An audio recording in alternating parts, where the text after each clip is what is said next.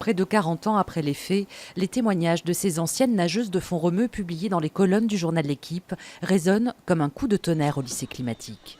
880 élèves de la 6e à la terminale, des étudiants de la filière STAPS qui ont découvert les faits dans la presse. Moi, en tout cas, j'ai été très surprise parce que ça a été une histoire qui s'est passée il y a très longtemps et on se doute pas qu'ici, il peut se passer des choses comme ça aussi.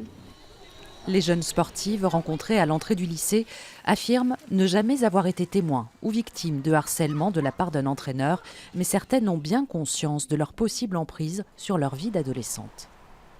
On rentre dans un cadre de confiance et donc si la personne elle nous dit il faut faire ça, mais on va le faire. Et je pense que pour des filles qui sont mineures, qui savent pas trop, elles se disent mais c'est mon entraîneur, je peux pas. C'est dur de dire non à une personne qui est aussi puissante. En début d'année, il y a une réunion pour les pôles en salle de conférence pour la prévention au harcèlement et justement aux distances à entretenir avec les coachs.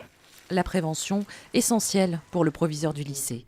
En poste depuis 3 ans, il découvre les faits et affirme que le contexte a bien changé ces dernières années avec un nouveau dispositif. Une infirmière scolaire est présente 24 heures sur 24 et un médecin du sport. On a mis en place avec lui le suivi avec psychologue, sophrologue, écoute. Il y a des moments d'écoute systématiques pour tout le monde.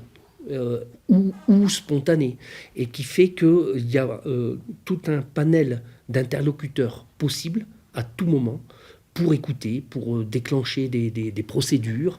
Un dispositif qui reçoit l'adhésion de l'association des parents d'élèves contactés par téléphone. Pour eux, pas de sentiment de défiance vis-à-vis de l'établissement suite à cet article. Lycéens et étudiants semblent quant à eux attendre plus d'échanges et de dialogues sur ce sujet longtemps tabou.